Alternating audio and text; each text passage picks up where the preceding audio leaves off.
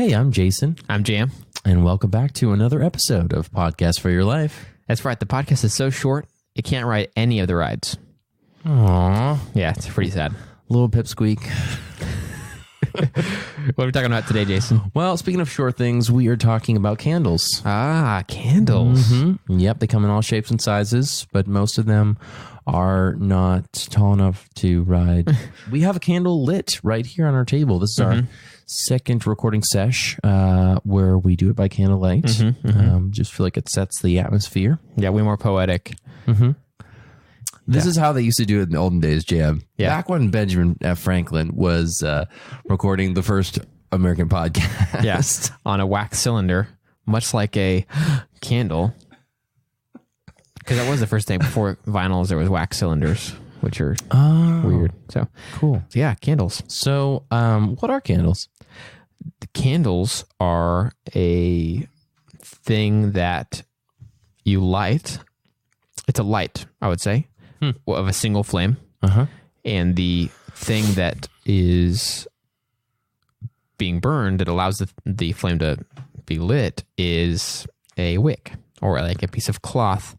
I think it's soaked in something, but the distinction I'm making by saying it this detailed of a definition is that it's not a lantern. It's specifically like just a long string with some substance around it. In our case, almost all the time wax, but I think there's been other things and other types of wax and stuff like that. So, I would say a candle is a portable fire. But it's not a lantern. Lanterns are like, would fit in that description too. So But make a it hard. lantern, a like gas lantern, would like with a flame, a portable flame, portable fire. But if I hit this candle, if I took it and touched it to this tablecloth, it would catch on fire. Right. I'm saying I think your definition's accurate. It's just slightly too broad. Dang, But it's we used accurate. to be so broad. Yeah. Wait. What do you mean it's too broad? Well, just because so many things could fit in it. Portable fire? Yeah. A lantern could fit in that definition too. So then you got like lantern, candle, torch. You got a lot of things. But I was going to ask, like, is a torch just a big candle? Now, that's a good question. And I guess I think I like the idea of thinking about it that way. The downside is I think that candles are so associated with wax that most people would say no to your question. Okay. So candles, to limit it down, seems like they're made of wax and they have a wick. Okay. I just realized you're using a different microphone. Huh. You're using the red one. I just grabbed the first one. Interesting. I didn't notice it. Does it look like a cloud nose? It kind of does. I just wanted to make things more funny. It's so dim in here, and this candlelight's so insufficient that I couldn't even tell what color that was. Wait, Jim, is that a mole? No, I'm just kidding. So what were candles for? Like, why do you think they were created back in the day?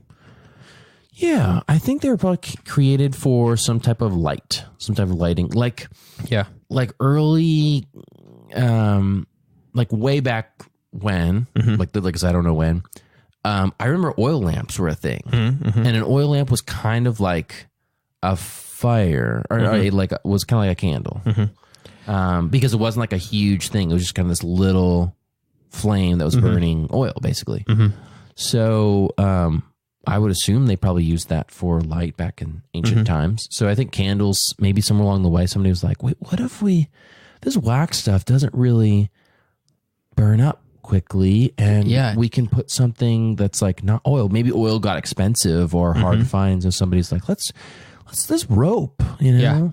Yeah, maybe it is that it slows it down. That makes sense though. Like wax would take time. It has to get pretty warm before it really melts, and then also it has to be enough of it to drip out. Like in the candle we have here, it's going to take a while for any of that wax to burn away, where the wick will actually go down further. So then it lasts a lot longer than an oil lamp would. It also probably doesn't burn as hot. So if you wanted it to be hotter or brighter, you might want to have an oil lamp. But in this case, candles are pretty dim, which could be a good thing. And they don't emit very much heat. Not much heat, not much light. Compared to a torch, I don't know how big the flame of an oil lamp gets. Yeah. But But I think what we've landed on is that it was definitely started specifically for light. And one thing that I have thought about is that is not at all the function now. It's part of it.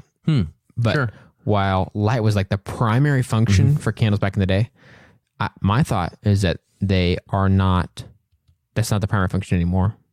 Because we obviously have readily available, better, efficient, safer light whenever we want it. So we use candlelight for mood kind of stuff or for dimmer light on purpose, but most often for the smell. Yeah. Candles are super popular, it seems, nowadays for the purpose of an invigorating scent. Or it's nice. I feel like the glow of a candle, it's bright if you stare at it, but it also is like a different color tone than like a light bulb. Yeah. It's warmer. Yeah. And so like literally warmer. Yeah. And so I think people just kind of, and it like moves, like the flame moves compared to a light bulb that just stays stationary. And if it's kind of wonky, it'll like flicker or something. So there's something like living to a candle versus like light bulbs that we have in most of our homes nowadays. So maybe that's part of the appeal is that it's like, because they have like those fake candles that like have like a little fan that blows this like piece of paper that's lit up by a light or something, and I always like enjoy those. And some people really just want the smell, and they love like ones that kind of go with the seasons. Like my wife is that way. She loves like right now fall scented candles. Sure. Yeah. And then when it comes to like Christmas time, she kind of likes ones that are a little bit on that side of things, like a little more cinnamon or like a kind of evergreeny smell, like a Christmas tree or something. And spring, she loves floral ones. And so I think for her, it helps kind of give some consistency to the seasons inside and help set a mood and bring about excitement about the season and help it feel like it's the season. Partly, I think one of the things is that Texas is kind of slow to become like the season that is really happening. So that means like October and it's still like 90 degrees. Yeah. And so I think for Em, it's like, okay, it's October. Really, it should be like, fall feeling. And so at least I'll make it smell like fall inside. Yeah. Do people have summer candles then? Or do they just like, I just step outside and it feels like summer? I think there are summer candles, yes. It may not be as popular. What do they smell like? The beach? There's a lot of beach ones, or there's like Cool Breeze, like those weird kind of candle scent names, like Cool Breeze or like Mountain Air, or I don't know what you'd say, but like Mountain Air, interesting. They come up with weird titles that you're like, I don't really know how you could make that scent, but let's try it. What's interesting is that the candles that are like sweet smelling always seem to smell the most accurate. Like I feel like there's certain candles out there where I'm just like, no, that doesn't smell like a cherry orchard, But there's other candles like pumpkin pie that's like, oh, you nailed it. That smells exactly like pumpkin pie. I wonder why that is. Like the sweet smelling candles always seem to be closer to the scent or the name of the scent that they're trying to go for.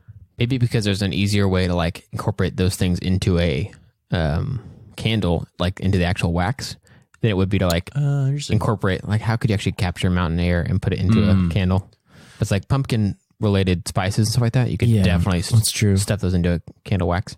You got to get a really big container for the mountain air. Okay. Most unrealistic candle scent names. Go. Nike shoes. How about like Segway? This sounds like rubber. And wait, do they have like used car scented candles or new car? Used car, yeah. Because they have like used car. They have like the new car smell. How about little Christmas tree things? How about things that you can't associate a smell with, like Martian summer? It's like, what would Mars smell like in summer? And when is Mars summer? It would smell like clay, probably. Yeah, just like dust and stuff. Or like something from the past. It's like ancient Egypt. Yeah. Medieval castle. Medieval musk. Smallpox. So weird. Christopher Columbus. Happy Columbus Day, everybody. Oh, yikes. Salty Columbus. That actually sounds pretty good. Yeah. It doesn't seem that far, it is interesting to see what new scents they come up with. My wife and I like to enjoy those like Bath and Body Works sales on their like 3-wick candles. Yeah. And it's just fun to be like, oh, so this is the scents that are in this year, you know? Yeah. Which are, I think they're super trendy sometimes, almost too trendy for this show. But it is interesting. It's like, oh, cool. So lavender's in this year. Nice. Yeah. Yeah, it is weird what comes in. Martian summer is in this year. Yeah. Oh, wow. Elon Musk. Wow. He's really moved that Mars-related candle scents industry very far forward. Do you think Elon Musk has a like cologne line yet? He probably, I mean, man, he should. He really should. With the last name Musk, you got to. He really Musk. So my wife loves smells in general. I think she just like cares about smells more than I do. Although I think I have sensitive nose when it comes to like food related smells, but like that's probably why you don't. She cares about candles. She cares about cologne. So until we started dating, I didn't really care about cologne, and it was clear that it was like a big thing for her that she really enjoys. So I was like, okay, great. You pick out a cologne as long as it's not too expensive. I'll buy it and wear it.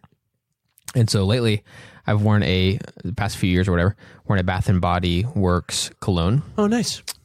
Registered trademark, copyright, all rights reserved. Yeah, I was going to say, today's episode is not sponsored by Bath and Body Works, but if you want to sponsor us, let us know. Yeah, reach out to us at podcastforyourlife@gmail.com.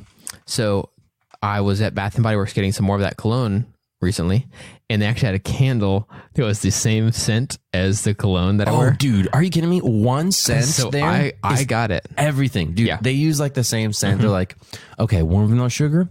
We can make a sanitizer out of that. We can make hand soap out of that. We can make a loofah out of that. Yeah, seriously. And so I got that candle. We can make a coffee syrup out of that. So I got that candle as a kind of surprise for Em. And it's just so funny because she loves it. It's like, really? She loves the smell, the cologne-y kind of smell, even if it's in a candle form. Do you mind me asking what scent it is? It's teak wood. Oh, yeah. I love that one. Yeah, it's really good. Dude, I love the woodsy ones. Yeah. Oh, that's awesome. Also, their cologne is really cheap compared to like other cologne. Sure. Yeah, especially if it's on sale. Yeah. Man, again, this episode is not sponsored by Bath and Body Works. Yeah. That's crazy. Yep. That's really crazy. Yeah. So does the candle remind her of you now? Well, I don't know which way it goes, but either way, it's probably a good thing. It's like either I remind her of a candle that she likes to smell of, or when she smells that candle, it reminds her of me. So I think I'll take it either way, honestly. It's like a positive. Yeah. It's a double win. Yeah. You win either way. Also, that should be the clip for the social post. Oh, that's just amazing, dude. Wow. Well, I think we have melted this topic down to the hilt. So Curtis is a big fan of Bath and Body Works. So I figured, again, not sponsored by them for this episode. Yeah. But I figured we'll let him take this one out. Curtis? Thanks, Curtis. Of course. Thank you guys for listening. See you next time. He is a big fan of Bath and Body Works. He is really? Yeah. That's perfect. Well, I think he is, but he might not be. But still, he has enough of we've had enough conversations about Bath and Body Works.